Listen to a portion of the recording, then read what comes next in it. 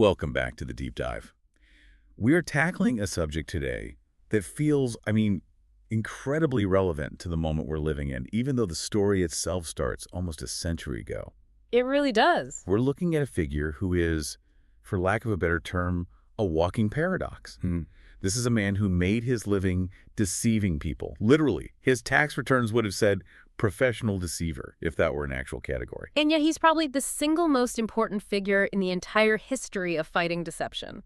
It's a fascinating contradiction, isn't it? It's at the very core of his identity. You have a man who stood on stages across the world and lied to audiences every single night, yet he spent his off hours, his own money, his own energy hunting down other people who were lying. He called himself a charlatan. A charlatan, a cheat, a swindler. He owned those labels. But in doing so, he somehow became the benchmark for honesty, especially in science communication. We are, of course, talking about James Randi, the Amazing Randi. And I want to set the table here properly, because if you only know him as that magician guy who debunked Uri Geller, you are missing, I'd say, about 90% of the picture. Oh, at least. This isn't just a biography of an entertainer. This is deep dive into what we're calling the investigator's mindset. Exactly. The mission statement for this discussion, for this deep dive, isn't just to list his famous magic tricks. It's to try and answer the question that really haunted Randi his entire life, which is, why do smart, rational, educated people believe impossible things? And the second part of that question, which is maybe even more important. Right. Why, when you show them the evidence, the hard proof that they're wrong, do they so often just double down? That's the big one, the backfire effect. We're definitely going to get into that. It's a huge part of this story. So we have a massive stack of sources today. We've got biographical records, full transcripts from his appearances on The Tonight Show, court documents from the many, many lawsuits he was involved in, and the archives of his foundation, the JREF. It's a pretty comprehensive set of materials. We're going to map it all out. We'll start with the origin story, this bicycle accident that, metaphorically speaking, kind of rewired his brain. Yeah. Then the career shift from escaping safes to exposing psychics. The major battles, Uri Geller, the faith healers. That's where things get really serious. Very serious. And we're going to end on the philosophy, the $1 million challenge, and this idea of critical thinking. Because Randi wasn't just tearing things down. He was trying to build a specific set of tools for thinking that, frankly, we need now more than ever. Absolutely. So let's get into that origin story, because you don't just wake up one day and decide to become the world's premier skeptic. Yeah. It usually starts with something jarring. For Randi, it all started in Toronto, 1928. He was born Randall James Hamilton Zwing. Right. And by all accounts, he was a bright kid, a bit of a prodigy. But the catalyst, the one event that really locked him onto this path, it wasn't a book he read or a teacher he had. It was a bicycle accident. And this wasn't a, scrape your knee and go home kind of accident. This was life-altering. No, this was catastrophic. He fractured his spine. He spent 13 months in a full body cast. 13 months. I want you to just pause and really think about that. 13 months. You're a teenager, you have all this energy, your hormones are raging, and you are literally encased in plaster, unable to move. That sounds like a form of torture. For most people, that would just be a lost year. You'd just check out mentally. Or you'd succumb to despair. I mean, it would be easy to. But for Randi, that forced immobility, it made him turn inward. He couldn't move his body, so he exercised his mind. He started reading voraciously. And not just comics or adventure novels. No, he devoured books on conjuring, on the mechanics of magic, on illusion. He was studying the art of deception from the inside out. It's almost like he was studying the source code of perception. Like, if I can't interact with the world physically, I'm going to learn how to manipulate how other people see the world. That is a great way to put it. And there was this moment during his recovery that just perfectly foreshadowed his entire personality. The doctors were very pessimistic. They told his parents he would likely never walk again. Which is a devastating diagnosis. Of course. And most patients, especially a teenager, would probably accept that diagnosis from an authority figure like a doctor, but Randi didn't. He just refused to accept it. He defied the expectation. And he didn't just walk again. He didn't just walk. He eventually became a professional escapologist. The irony is it's poetic. The boy who is trapped in a plaster cast grows up to be the man who escapes from straitjackets and sealed safes. He spent his entire life proving that traps, whether they're physical or mental, are really just puzzles you haven't solved yet.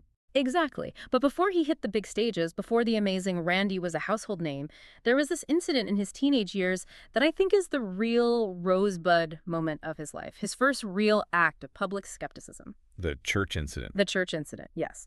So, young Randi, post-accident, is wandering around Toronto. He stumbles into a spiritualist church, and the pastor is up there doing a mentalism act. He's claiming to read minds, telling parishioners these very specific details about their lives, answering sealed questions. Okay, so to the congregation, this looks like a miracle. This is divine intervention. It's proof of God's power. But Randi, because he had spent that whole year reading conjuring books, he wasn't seeing a miracle at all. He was seeing a trick. He recognized the method. He recognized the code immediately. It's a classic mentalist technique. It's often called a one-ahead, or it involves using a stooge in the audience. To everyone else, it was God speaking through the pastor. To Randi, it was a cheap parlor trick being used to exploit people's faith and grief. So this is a real fork in the road for a young person. Mm-hmm. Most people, even if they suspected it was a trick, would probably just leave. You wouldn't want to cause a scene in a church. Right, you just whisper to your friend, hey, I think that's fake, and then go get lunch. But Randi didn't have that polite society filter. He never really developed one. So what did he do? He stood up. In the middle of the service, he walked to the front of the church and interrupted the pastor. But he didn't just yell, you're a fake. He actually performed the trick for the congregation. He demonstrated the code. He showed them step by step. Here is how he is doing it. Here is the system he uses to know your grandmother's name. He pulled back the curtain. He gave them the answer key to the test. And I have to assume the congregation was, grateful to be liberated from this deception. You would think so, wouldn't you? It seems logical. If you save someone from being scammed, they should thank you. But that's not how human nature works. So they weren't happy. The pastor's wife called the police. The congregation was furious with him. They turned on Randi. He was arrested for disturbing the peace and spent 4 hours sitting in a jail cell. That is the lesson right there, isn't it? 4 hours in a cell for telling people the truth. That one moment defined the rest of his career. He learned a very hard lesson that day. People don't necessarily want the truth. They want the comfort of the lie. And if you dare to take that comfort away, they won't view you as a hero. They will view you as the villain. He realized that debunking isn't just an intellectual exercise, it's a conflict. But he clearly didn't let that jail time scare him off. Yeah. In fact, it seems like it did the opposite. He drops out of high school at 17, joins a carnival roadshow, and fully embraces the life of a showman. He becomes the Amazing Randi. And he was very, very good at it. I mean, he wasn't just some guy doing card tricks at birthday parties. He modeled his entire persona after his hero, Harry Houdini. He was a premier escape artist. He traveled the world, getting locked in local jail cells, bank safes, underwater cages. We really need to paint a picture of some of these stunts because they are visually incredible. That Today Show appearance in 1956 is legendary. Oh, it was a major television event. This was live TV, high stakes. He had himself sealed inside a metal coffin, not a prop coffin, a real airtight metal box, and they submerged it in a hotel swimming pool. For how long? 104 minutes. Over an hour and a half. An hour and 44 minutes underwater in a sealed box. How is that even biologically possible? I mean, the air supply alone. It's about complete control of your metabolic rate, slowing your heart, controlling your breathing, not panicking. It requires immense physiological and psychological discipline. And he broke Harry Houdini's record, which was 93 minutes. So he surpassed his hero. He did, but, and this is so characteristic of Randi, when he finally came up gasping for air, he didn't do a victory lap. He didn't say, I beat Houdini, I'm the greatest. The first thing he did was point out to the reporters that he was much younger than Houdini was when Houdini set his record. He had this deep, abiding respect for the history of the craft. He wasn't trying to say he was magic. He was saying, look what the human body can do with training and discipline. Precisely. And he just kept upping the ante. In 1976, he hung upside down in a straitjacket over Niagara Falls. Of course he did. He toured with the rock star Alice Cooper in the 70s, which is just a delightful image, playing a mad dentist and an executioner on stage every night. He actually designed and built the guillotine for Alice Cooper's stage show. So he is deep in this world of rock and roll and pure spectacle. But even while he's doing all this, he's still running these little social experiments on the side. We have to talk about Zoran. Ah, Zoran the astrologer. This is Randi in his 20s, and you can already see him testing the boundaries of human belief. He got a gig writing an astrology column for a Canadian tabloid. He wrote under the pen name Zoran. And I assume he spent countless hours calculating star charts and planetary alignments to make his predictions. Not a single second. His methodology was essentially a collage project. He would take old astrology columns from other newspapers, literally cut out the predictions with scissors, put all the little slips of paper in a hat, shuffle them around, and then paste them randomly under the different zodiac signs. So the advice for a Leo in his column was actually the advice for a Pisces from 3 weeks ago in a different city's newspaper. Completely random. It was pure noise, algorithmically generated by a hat. And yet the letters poured in. People wrote to Zoram thanking him for his uncanny accuracy. You knew exactly what was happening in my marriage. Your column predicted my promotion at work. It's the Barnum effect, right? It's a perfect demonstration of the Barnum effect or the Forer effect. If you make a statement that's vague enough, you have a tendency to be critical of yourself, or security is one of your major goals in life, people will fill in the blanks with their own biography. They do all the work for you.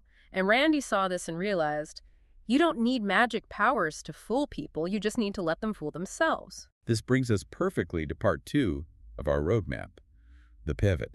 Because at some point, the fun of fooling people on stage, for entertainment, it started to sour for him when he saw how those same methods were being used elsewhere. That's right. He began to really resent the fact that the same techniques he used to create a sense of wonder were being used by others to exploit and to defraud. He made a conscious decision to shift his focus from performing to investigating, but he had a very specific gripe about one particular word. The word debunker. He hated that word, which is funny because every headline you read about him now calls him a famous debunker. Why did he hate it so much? He felt it was intellectually dishonest. If you call yourself a debunker, you are starting your investigation with the conclusion already written, I am setting out to prove this is fake. That's bias. He insisted on being called an investigator. An investigator is neutral. An investigator is neutral and follows the evidence wherever it leads. He always said, if I find a real psychic, I will be the first one to shout it from the rooftops. I'll manage their career. We'll make millions. He was open to the possibility. He just demanded extraordinary evidence for an extraordinary claim. That's right. But he found that even when he did investigate, and even when he proved something was just a trick, people didn't want to hear it. There are these 2 stories that really illustrate the sheer density of belief. The first is the Buffalo professor. This one just drives me crazy. It's such a perfect example of motivated reasoning. Lay it out first. So Randi is at the university at Buffalo. He's giving a lecture to a room full of academics, scientists, professors. He starts his lecture by saying explicitly, I am a magician, I am a trickster, everything I am about to do is a trick. I am going to fool you using sleight of hand and psychological manipulation. He's literally reading them the disclaimer in bold print. He could not be clearer. He then performs some classic mentalism effects. He bends some spoons, all standard stuff for him. And at the end, a professor, a man with a PhD, presumably a highly intelligent individual, stands up and angrily shouts that Randi is a fraud. Which, of course, Randi would agree with. Yes, I am a fraud. That's the whole point of the lecture. But the professor didn't mean you are a fraud because you use tricks. He meant you are a fraud because you actually have psychic powers, but you are lying to us and dishonestly saying they're just tricks. Wait, I need to process that for a second.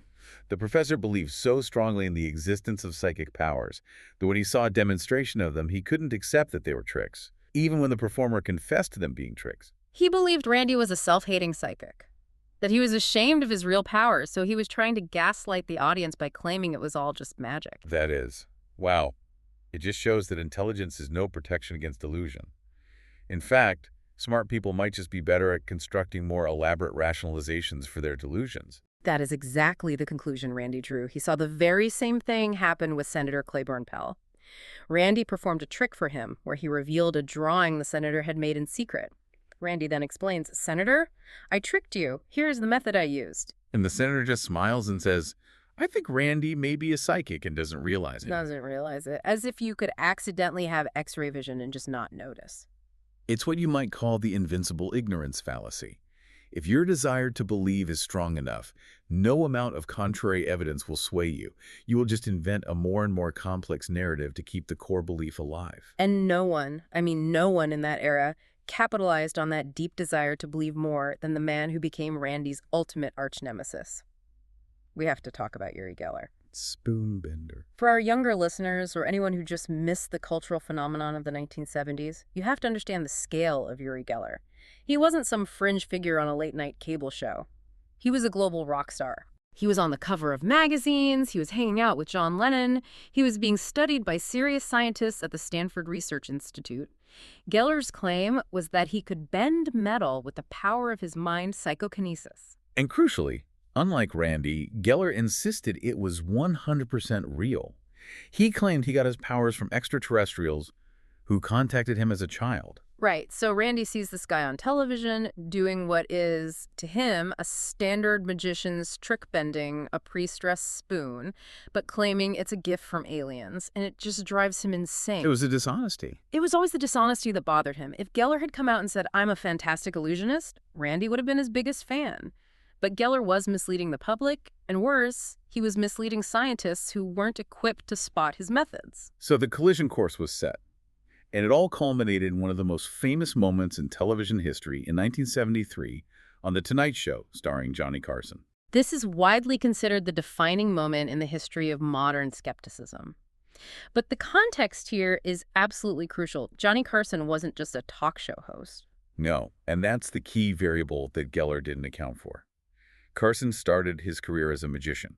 He was the great Carsoni. He did card tricks at church socials in Nebraska. He knew the mechanics. He knew how the sausage was made. So when Geller was booked on his show, Carson didn't just want a performance. He wanted a test. He wanted to see if this was real under controlled conditions. And to set up those conditions, Carson calls Randi. His production team reached out. They said, "Geller is coming on the show. We hear you know something about this. How do we ensure he doesn't cheat?" So Randi essentially became the uncredited security consultant for the episode, and he gave them a very specific set of instructions. What were they? 3 simple rules, he told them. 1, Geller always provides his own props. Do not use them. Go out and buy your own spoons, your own keys, your own metal objects. 2, for the mind-reading tests, provide your own sealed envelopes and your own drawings. And 3, most importantly, do not let Uri Geller or anyone from his entourage anywhere near those props before the cameras start rolling. Because the entire trick relies on preparation, right? You have to pre-stress the metal of the spoon. Exactly. A common method is to bend the spoon back and forth multiple times until the metal is fatigued, right at the point where it's about to break. Then, on stage, all it takes is a little bit of pressure, a little rub, and it snaps, seemingly on its own. If you can't touch the spoon beforehand, you can't fatigue it. The trick is impossible. So the show starts. The lights are on. Millions of people are watching live. Carson invites Geller over to his famous desk. And there on the desk is a tray of spoons and keys that Geller has never seen or touched before. What happens next? Total, agonizing, excruciating silence. It is painful to watch. I've seen the footage a dozen times. Geller picks up a spoon, he rubs it, nothing. He picks up another one, nothing. You can see sweat start to form on his brow. He looks over at his manager off stage with this look of panic in his eyes. And this goes on for 22 minutes. In live television, that's an eternity. It's a black hole. It's a career-ending amount of dead air, and Carson is just sitting there, cool as a cucumber, just waiting, giving him all the rope he needs. Geller starts making excuses. What does he say? He says, "I don't feel strong tonight. I'm being pressed too much. The skepticism in the room from you, Johnny, is blocking my energy." Which, ironically, is the perfect, unfalsifiable cover story. My powers are just shy. It's brilliant in its own way. Eventually, the segment mercifully ends. Geller failed completely on the biggest stage in the world. Randi was watching from home, probably celebrating, thinking, "That's it, I did it. The Emperor has no clothes. His career is over." But wasn't. No. And this is the most counterintuitive and I think most important part of the entire story. The next day, Geller's phone was ringing off the hook. He was more popular, more in demand than ever before. How is that even possible? He failed on national television. It's all about the narrative spin. The believers, the people who wanted it to be true, they looked at that failure and they said, "See, that proves it's real." I don't follow that logic. The logic goes like this. If he were just a magician using trick spoons, it would work 100% of the time because it's a mechanical trick. The fact that it failed proves that it's a genuine, fickle psychic power that just comes and goes depending on the vibes in the room. Oh my God. That is brilliant logic in a completely twisted way. Yeah. The failure becomes the ultimate proof of authenticity. It's the backfire effect in its purest form. Geller went on the Merv Griffin show the next week, where the controls were much looser, he bent a spoon with no problem, and the audience went absolutely wild. Randi learned that night that simply exposing the fraud isn't enough. You also have to win the story. And this fight didn't just end on TV. It moved from the stage to the courtroom. Geller was incredibly litigious. Oh, constantly. He sued Randi and CSI Cop, the Committee for Scientific Investigation of Claims of the Paranormal, which Randi co-founded multiple times, for millions of dollars. The strategy seemed to be to try and bankrupt them into silence. There's one specific lawsuit that I think just perfectly captures the absurdity of this decades-long feud, the cereal box case. Yes, this is my favorite. So, Randi, in an interview, had been very dismissive of Geller's abilities. He said something like, Uri Geller's tricks are so simple, they're the kind of thing you can learn from the back of a cereal box. Okay. So Geller sues him for libel, claiming this was a malicious defamation of his unique, alien-given supernatural abilities. He sued him for saying his tricks were too simple. Essentially, yes. That's what it boiled down to. So they go to court, and Randi's legal defense was just beautiful in its simplicity. He walked into the courtroom and presented as evidence a box of Cap'n Crunch. Exhibit A, breakfast cereal. Or maybe it was cornflakes, I forget the exact brand. But on the back of the cereal box, there were literally instructions for kids on how to perform the amazing bending spoon illusion.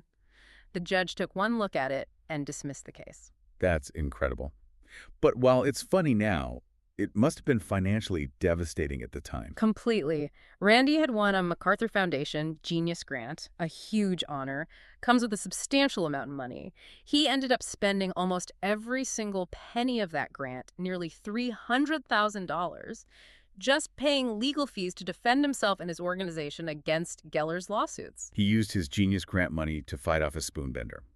That is a level of commitment to the truth that is just hard to fathom. For Randi, it was never about the spoons. It was always about the principle. If you let the small lies stand unchallenged, the big dangerous lies start to take root. And speaking of big dangerous lies, we need to move to part 4. Yeah. Because while Uri Geller was, at the end of the day, mostly entertainment, the next major target was exploitation in its purest, most vile form.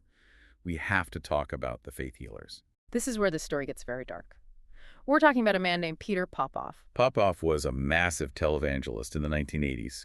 He was filling stadiums, broadcasting on national television, and his main shtick was that he received direct divine messages from God about the audience members. Right. It was an incredible performance. He would run down the aisle, point to a complete stranger, and say, "You. Your name is Sarah. You live at 142 Elm Street. You are suffering from stomach cancer. God tells me to heal you now." And the crowd would just lose their minds, because how could he possibly know that? How could he know her name, her address, her specific medical diagnosis, unless God was literally speaking to him? It was incredibly convincing theater. People were throwing their crutches and their medication on stage. They were writing checks to his ministry for thousands of dollars, their life savings in some cases. And Randi looked at this and said, this isn't just a trick. This is predatory. This is dangerous. So Randi decides to investigate. But he doesn't just go and watch from the audience. He brings tech support. That's right. In 1986, Randi assembled a small team, including a private investigator and an electronics expert. They went to a big Popoff revival in San Francisco. Randi had noticed from watching tapes that Popoff always wore a hearing aid in his left ear. Popoff claimed it was for a hearing deficit. Randi suspected it was a radio receiver. So they brought a radio scanner to the event. They brought a sophisticated radio scanner and started sweeping the frequencies. At first, they found nothing, just static, local police bands, commercial radio stations.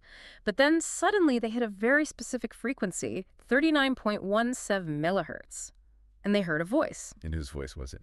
It was Elizabeth Popoff, Peter's wife. She was backstage, sitting in a trailer with a microphone and a transmitter. And what was she saying? She was reading from prayer cards. This was the key. Before the show, the ushers would hand out these cards and ask everyone in the audience to fill out their name, their address, and their specific illness or problem so that they could be prayed for. Elizabeth was simply reading that collected data directly into Peter's ear. It's so banal. It's such a simple, low-tech scam. It was. But the thing she said, this is what makes your skin crawl when you listen to the actual tapes. We have the transcripts. She would say things like, "Okay, TD, look to your right. Big fat woman in the blue dress. She has arthritis. Her name is Mary. She's got money, PD. Work her." She's got money. They were laughing at these people. They were mocking their suffering and their faith while fleecing them. Randi recorded hours and hours of this audio. So Armed with this undeniable smoking gun, Randy goes back to his old friend Johnny Carson. He returns to the scene of the crime. He goes on The Tonight Show. He shows a clip of Popoff performing one of his miracles. The audience watches Popoff seemingly guess a woman's name and her illness out of thin air. Then Randy says to Johnny, "Now let's watch that very same clip again, but this time with the audio that my team captured." And suddenly the audience hears Elizabeth's voice, guiding him through the whole thing. It was absolutely devastating. You hear her say, "Hello, Petey. Can you hear me? If you can, talk to the lady in the back. Bernice, she's got uterine cancer. Uterine. She even spells it out for him." The audience in the studio just gasped. It was undeniable proof of a massive fraud. And surely this time, the career had to be over for good. In the short term, yes. The expose was a huge scandal. Peter Popoff went bankrupt in 1987. His ministry completely collapsed. It seemed like a total, unambiguous victory for skepticism and for investigative journalism. But I'm sensing a but coming. There is always a but in these stories. Fast forward a decade, Peter Popoff is back on television. Late-night infomercials. He reinvented himself. He stopped doing the live shows and started selling Miracle Spring Water and Miracle Manna Cakes by mail order. And he made billions. Millions more than he ever made the first time around. Even after being so thoroughly and publicly exposed on The Tonight Show. Even after the bankruptcy. Yes. And this brings us right back to that core idea of the investigator's mindset. Randy learned that you can kill the method, but you can't always kill the demand. People were desperate, they were sick, they were poor, they wanted hope, and Popoff was selling hope in a bottle. The fact that it was demonstrably fake didn't matter to the people buying it because they needed it to be real. It's a really tragic insight.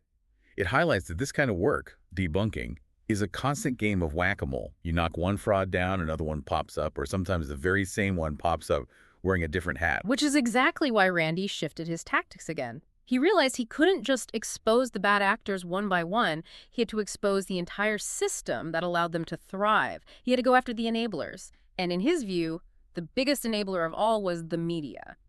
This leads us to the ingenious Carlos hoax. This is one of my absolute favorite stories because it's just so theatrical and audacious. It really is performance art as a form of investigation. In 1988, Randy wanted to prove how lazy and credulous the media had become. They would put pretty much anyone on television who claimed to have supernatural powers without doing a single bit of fact-checking. So Randy decided to manufacture a guru from scratch. And he cast his own partner, Jose Alvarez, in the starring role. That's right. Jose was this charming, handsome young man. Randy created a character for him named Carlos. He was supposedly a 2,000-year-old spirit who was channeling his ancient wisdom through Jose's body. And they decided to launch this experiment in Australia. Why Australia? It was a contained media market. It was far away. It was a good place for a test run. They created this incredibly flashy press kit, literally just cheap folders with some gold foil on them, and filled it with complete nonsense. Claims that Carlos had stopped watches with his mind and floated in midair during a seance in Spain. No proof, no photos, just claims on paper. And the Australian media actually bit. They swallowed it whole. Hook, line, and sinker. Morning talk shows, the evening news, major magazine profiles. Everybody wanted an interview with the mysterious Carlos. Jose would go on TV, feign a trance, and just spout absolute gibberish. Like what kind of things would he say? He would say these empty platitudes like, "The universe is a simple place, but mankind makes it complex," or "Nature has no time, only rhythms." Just meaningless fortune cookie wisdom. And the hosts would nod sagely and say, "That's so profound, Carlos." And all the while, Randy was pulling the strings from behind the scenes. Literally. Randy was sitting in a hotel room or backstage, speaking into a radio transmitter that fed into a tiny invisible earpiece in Jose's ear. He was feeding him all the lines. They were using the exact same technology that Peter Popoff used, but they were using it to hoist the media on their own petard. It all culminated in a sold-out show at the Sydney Opera House. A packed house. People were crying in the aisles. People were claiming they could feel the energy coming off the stage. And then a few days later, they revealed the entire hoax on Australia's version of 60 Minutes. The media must have been absolutely furious. They were deeply embarrassed, which was the entire point. Randy's message was clear. You, the gatekeepers of information, you failed. You let a couple of guys with a cheap press kit and a radio transmitter fool an entire nation because you didn't ask a single critical question. You valued sensationalism over truth. And it wasn't just the media he went after. He also targeted the scientific community with something called Project Alpha. And this is a really important distinction. Why are legitimate scientists so often bad at catching professional magicians? This is such a key insight of Randi's. In Project Alpha, he found two talented young magicians, Steve Shaw, who is now the world-famous mentalist Banachek, and Michael Edwards. And he planted them as subjects in a serious, well-funded parapsychology research project at Washington University. And the researchers believe these two boys had genuine psychic powers. For years, they spent years testing them. They saw them bending spoons and moving objects inside sealed containers under what they thought were strict laboratory controls. They were getting ready to publish their papers. They thought they had finally found the proof that the Nobel Prize was in their future. And then Randi held a press conference and announced, "These are my guys. They've been doing magic tricks the whole time." Why couldn't the PhDs, the trained observers, see it? Randi explained it like this. Scientists are trained to observe nature. If you're studying a bacteria in a petri dish or a subatomic particle in a collider, your subject isn't actively trying to trick you. An electron doesn't lie. It doesn't distract your attention with its left hand while it does something sneaky with its right hand. Nature, for the most part, is honest. But people are not. People are not. Scientists are trained to control for variables. A magician is trained to exploit the variables you forgot to control. In Project Alpha, the boys would just ask for things. "Oh, the glare from that camera is distracting. Can we move it a little?" Or, "I need to take a break and go to the bathroom." They exploited the normal social niceties of the lab to create tiny gaps in the protocol where they could do the trick. The scientists were looking for data, the magicians were managing their attention. That is such a crucial distinction. We assume that smart people are automatically skeptical, but sometimes their intelligence just makes them naive about the specific methods of deception. Which brings us to the ultimate tool that Randi built to cut through all of this noise and all of this deception, the $1 Million Paranormal Challenge. The famous JREF prize. It started small. It was $1,000 of his own money that he put in an envelope. But over the years, with donations from supporters like the founder of Craigslist, it grew to $1 million. And the terms were very simple. What were they? Demonstrate any paranormal, supernatural, or occult power under mutually agreed upon scientific test conditions, and you get the check for $1 million. It seems like easy money. I mean, if you really can read minds or talk to the dead, just go do it under controlled conditions and take home $1 million. You would think so. And yet, in the more than 50 years that the challenge was active, how many people actually won it? Zero. Not one. In fact, most of the hundreds of applicants didn't even make it past the preliminary tests. They would fail in the first round. But didn't some of the really famous television psychics accept the challenge? Well, one did, very publicly. Sylvia Browne. She was huge on shows like Larry King Live and The Montel Williams Show. She accepted Randi's challenge on live television on Larry King's show. She looked right at Randi and said, "I'm coming for the money." And what happened? She never showed up. For years, the James Randi Educational Foundation website had a clock, a digital clock, counting the days, hours, minutes, and seconds since Sylvia Browne had accepted the challenge and failed to schedule the test. It ran for years and years, right up until she died. She never made the appointment. It really exposes the difference between performing for a friendly TV host and proving it to a skeptical investigator. Completely different things. And I want to talk about one specific application of this challenge that moves us away from entertainment entirely. This is about the ADE 651. This is the most chilling chapter in the whole story, I think. This is where skepticism becomes a literal matter of life and death. It really is. So set the scene. It's the mid-2000s, the height of the Iraq War. A British businessman named Jim McCormick is selling a device called the ADE 651 to the Iraqi government, the Afghan government, and others. He claims it can detect explosives, drugs, even ivory from hundreds of meters away. And what was this amazing device? It was a plastic handle with a swiveling metal antenna attached to it. It had no batteries, it had no power source, no circuitry. It was functionally a dowsing rod. It was a $20 novelty golf ball finder that he was repackaging and selling for up to $60,000 a unit. And these things were being used at military checkpoints in Baghdad. Yes. Iraqi soldiers were using these devices to scan cars for car bombs at checkpoints all over the country. And Randi called this out immediately. He was one of the first and loudest voices. He called it a useless quack device. He publicly challenged Jim McCormick to take the $1 million challenge, prove it works, and you get the money. McCormick, of course, ignored him. And the tragedy is that because the device was completely fake, real bombs got through those checkpoints. That's right. People died. Hundreds of civilians, soldiers, police officers. They died because a government, in its desperation, bought a magic trick instead of a scientific instrument. McCormick was eventually convicted of fraud in the UK and sent to prison, but the damage was done. It proved Randi's lifelong point in the most brutal way imaginable. Critical thinking is not a hobby, it's a survival skill. I think that hits hard. It takes the entire argument out of the realm of, oh, let people believe what they want, what's the harm, and puts it squarely into bad beliefs kill people. Exactly. If you don't have the mental tools to distinguish between a real bomb detector and a dowsing rod, you and the people around you are in mortal danger. I want to pivot now to the man behind the curtain. We've talked so much about the fighter, the investigator, the public figure. But what about James Randi the person? Because for a guy who lived his life in the spotlight, he kept a huge part of himself hidden for a very, very long time. He was an intensely private man in many ways, but in 2010, at the age of 81, he made a very personal announcement to the world. He came out as gay. 81 years old. That is a lifetime of hiding, or at least of not being public. What prompted him to do it then, so late in his life? He said he was inspired after watching the movie Milk, the biopic about the gay rights activist Harvey Milk. He saw the film's message that visibility matters, that hiding is a form of complicity, and he said he realized that by staying silent, he was essentially deceiving people by omission. And for a man who was so obsessed with honesty, that contradiction finally weighed on him too much. And he had been in a relationship for a very long time, hadn't he? For decades. His partner was Jose Alvarez, the very same Jose who had played Carlos in the Australian hoax. They had been together through all the lawsuits, the tours, the investigations, everything. They were finally able to get legally married in 2013. But even that wasn't a simple fairy tale ending. There was a fantastic documentary made about his life, An Honest Liar, that captured a really traumatic event that happened to them. It was heartbreaking to watch unfold.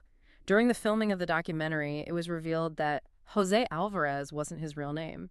He was a Venezuelan national named Davy Peña. He had fled Venezuela years earlier because he was gay and feared for his life. He had assumed a false identity in order to stay in the United States. So the Honest Liar title of the film suddenly applied to both of them in different ways. In a very powerful way, yes. Yeah. The FBI arrested Jose for identity theft. He was facing immediate deportation. So here is Randi, in his mid-80s, finally married, finally out of the closet, and he's facing the prospect of his husband being sent back to a country where he might be killed. It showed a vulnerability in Randi that the public had never really seen before. The Amazing Randi couldn't escape artist his way out of immigration law. No, there was no trick for that. It was a stark and painful reminder of his humanity. Jose was eventually allowed to stay after a long legal battle, but the stress was immense. And all this was happening while Randi himself was battling serious health issues, colorectal cancer, heart trouble. But his attitude toward his own mortality was, well, it was very Randi. I love the quote he gave when a reporter asked him about his prognosis. It's perfect. He said, "I'm using a lot of oxygen. I think it's good use of oxygen myself, but of course, I'm a little prejudiced." He never lost that wit, that sparkle. He looked at death not with fear, but with that same investigator's mindset. It's just the next state of matter, another puzzle.